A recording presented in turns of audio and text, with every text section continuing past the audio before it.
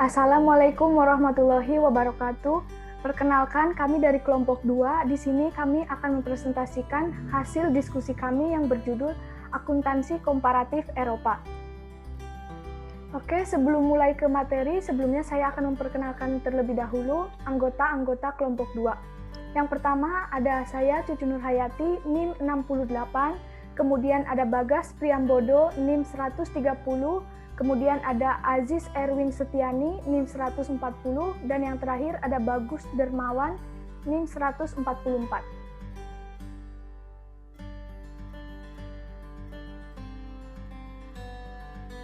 Oke, slide yang pertama tentang standar akuntansi dan praktik akuntansi.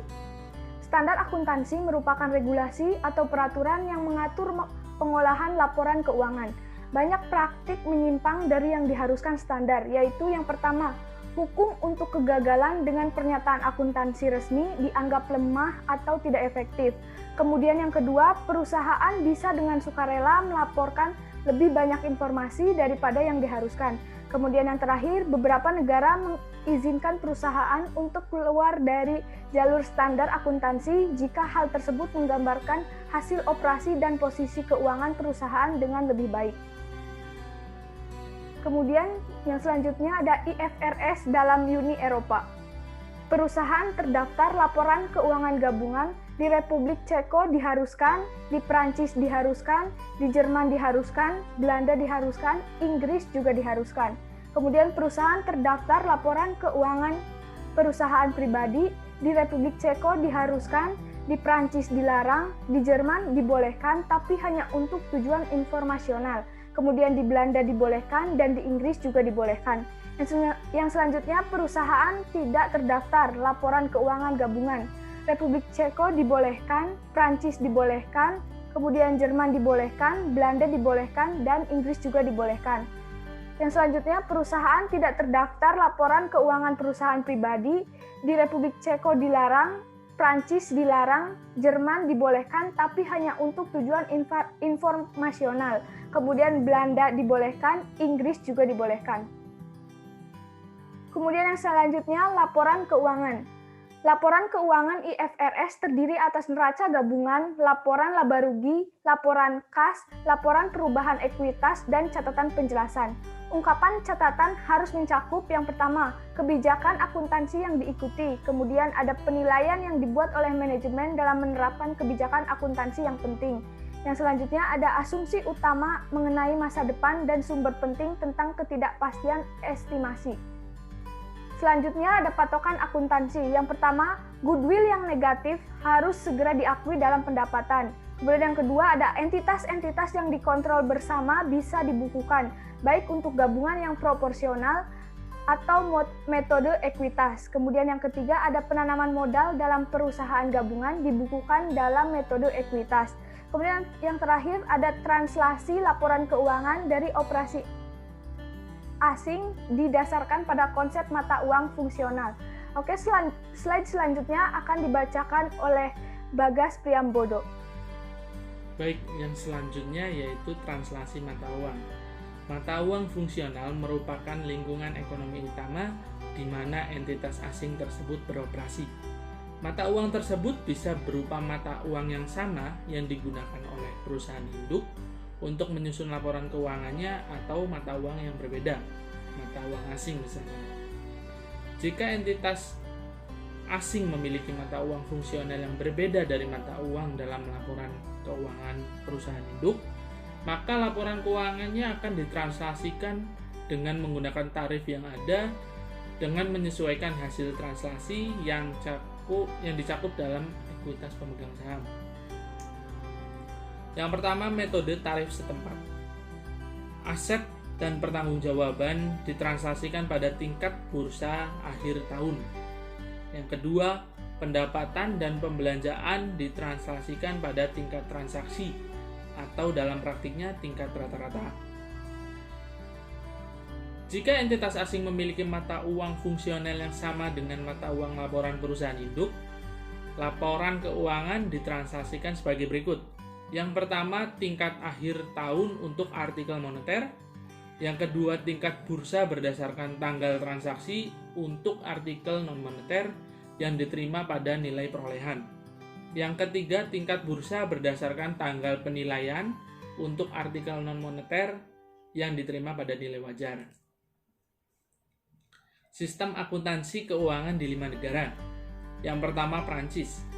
Menurut Code Law, Undang-Undang Akuntansi pertama diakui pada September 1947.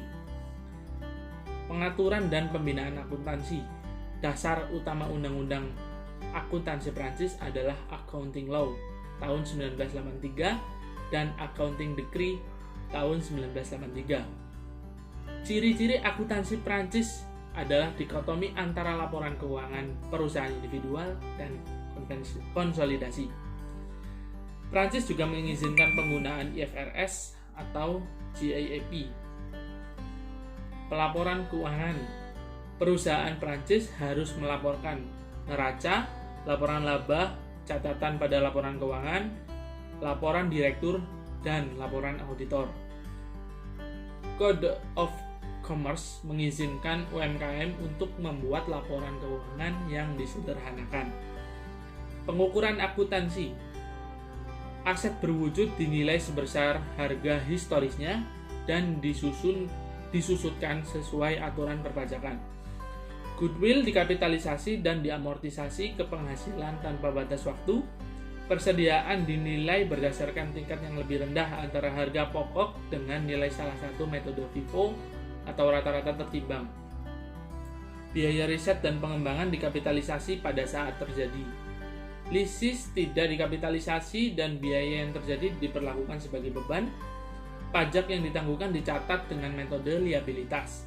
Mulai tahun 2006, IFRS menjadi dasar laporan konsolidasi di Prancis. Konvergensi dengan IFRS. Beberapa aturan yang sama dengan IFRS adalah metode penggabungan usaha, pencatatan investasi, dan penghasilan penilaian persediaan.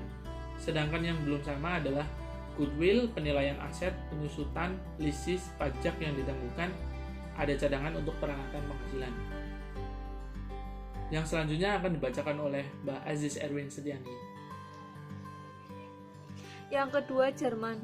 Menganut Code Law sehingga standar akuntansi di Jerman tergantung pada undang-undang. Akuntansi di Jerman didesain untuk menghitung jumlah penghasilan yang hati-hati. Pengaturan dan pembinaan akuntansi. Standar akuntansi di Jerman diawasi oleh GASC yang didirikan pada 1998 dan bertugas untuk mengembangkan standar Jerman yang cocok dengan standar internasional. Pelaporan keuangan. Yang pertama, neraca. Yang kedua, laporan penghasilan. Yang ketiga, catatan. Yang keempat, laporan manajemen. Dan yang kelima, laporan auditor. Pengukuran akuntansi. Penggabungan usaha dengan metode pembelian meskipun metode polling diperbolehkan. Goodwill diperbolehkan dengan amortisasi 4-20 tahun. Investasi dicatat dengan metode ekuitas. Metode penilaian persediaan dengan FIFO, LIFO, dan average. Aset dinilai sebesar harga historisnya. Usaha konvergensi dengan IRIS. Praktek akuntansi yang sudah sama terdiri dari metode penggabungan usaha, pencatatan investasi, akuntansi kemungkinan kerugian, dan cadangan perataan penghasilan. Yang kedua, praktek akuntansi yang belum sama terdiri dari goodwill, penilaian aset, penyusutan aset, penilaian persediaan, lisis, dan pajak yang ditangguhkan. Yang ketiga, Republik Ceko. Sejak 1946 menggunakan sistem sosialis di bawah Uni Soviet. Tetapi mulai 1989 negara ini beranjak menggunakan standar barat dan mengadakan penswastaan 2 periode. Penswastaan ini gagal dan perekonomian tetap di tangan pemerintah. Penswastaan terakhir terjadi tahun 2005. Tahun 2004 Ceko bergabung dengan Uni Eropa. Peraturan dan pembinaan akuntansi. Undang-undang akuntansi disetujui pada 1 Januari 1991 dan berlaku 1 Januari 1993, didasarkan pada EU 4 and 7 Directive sejak 1 Januari 2002. Peraturan diarahkan ke penggunaan IAS atau IFRS. Pelaporan akuntansi. Laporan keuangan terdiri atas neraca, laporan laba dan rugi, dan catatan. Pengukuran akuntansi. Penggabungan usaha dilakukan dengan metode akuisisi atau pembelian. Goodwill dikapitalisasi dan diamortisasi maksimal 15 tahun. Persediaan dinilai dengan lokom. Penilaian persediaan yang diperbolehkan adalah FIFO dan rata-rata tertimbang. Pencatatan investasi dengan metode ekuitas. Penilaian aset dengan biaya historis, penyusutan berdasarkan manfaat ekonomi, akuntansi kemungkinan kerugian diakrualkan, lisis tidak dikapitalisasi, pajak yang ditangguhkan diakrualkan, dan yang terakhir ada cadangan untuk perataan penghasilan. Konvergensi dengan IFRS. Aturan yang sudah ada adalah metode akuntansi penggabungan, pencatatan investasi, penyusutan aset, penilaian persediaan, akuntansi kemungkinan kerugian, dan pajak yang ditangguhkan. Aturan yang belum sama terdiri dari pencatatan goodwill, penilaian aset, lisis, dan pencadangan untuk perataan. Ya, yang keempat adalah negara Belanda menganut kode law sehingga pengaturan akuntansi diatur oleh negara. Pengaturan dan pembinaan akuntansi. Sejak tahun 1970 diperkenalkan mandatory audit yang mendorong pembentukan Tripartite Accounting in Group yang diganti dengan Council of Annual Report tahun 1981. Pelaporan keuangan. Laporan keuangan meliputi neraca, laporan laba rugi, catatan, laporan direktur, dan informasi lain yang dianggap perlu. Untuk pengukuran akuntansinya, yang pertama, penggabungan usaha umumnya menggunakan metode pembelian. Yang kedua, goodwill dikapitalisasikan dan diamortisasi maksimum 20 tahun. Metode ekuitas baru digunakan jika investor berpengaruh secara signifikan. Rekomendasi Dewan tentang translasi falas sesuai dengan IAS nomor 21. Aset berwujud diukur dengan nilai sekarang. Harga historis tetap dicantumkan untuk keperluan pajak. Selanjutnya, kerangka penerapan aturannya sangat fleksibel, maka ada peluang untuk praktek perataan penghasilan. Usaha konvergensi dengan IFRS. Peraturan yang sudah sama, akuntansi penggabungan usaha, pencatatan investasi untuk keperluan asosiasi, penilaian aset, penyusutan aset tetap, akuntansi kemungkinan kerugian, les keuangan, pajak tangguhan.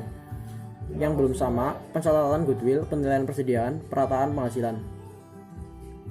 Yang kelima ada negara Inggris, merupakan negara pertama di dunia yang mengembangkan profesi akuntansi, menganut common law. Untuk pengaturan dan pembinaan akuntansinya, sumber utama standar akuntansi keuangan di Inggris adalah Undang-Undang Perusahaan dan Profesi Akuntansi. Standar akuntansi disahkan oleh CCAB yang kemudian diubah menjadi ASC, yang mengikat 6 badan akuntansi di Inggris yang bertugas mengumumkan SSAPS. Untuk pelaporan keuangan, merupakan yang paling komprehensif di dunia. Laporan keuangan meliputi laporan direktur, laporan laba rugi, neraca, laporan arus kas, laporan total keuntungan dan kerugian yang diakui, catatan, dan laporan audit. Yang selanjutnya, usaha konvergensi dengan IFRS. Persamaan UK GAAP dengan IFRS yaitu metode penggabungan usaha, pencatatan investasi, penilaian aset, penyusutan, penilaian persediaan, akuntansi kerugian, list, pajak yang ditangguhkan. Perbedaan dengan IFRS dalam hal perlakuan terhadap goodwill, adanya pencadangan untuk perataan penghasilan.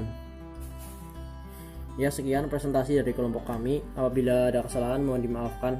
Apabila ada yang ingin ditanyakan silakan tanya di forum diskusi. Terima kasih. Wassalamualaikum warahmatullahi wabarakatuh.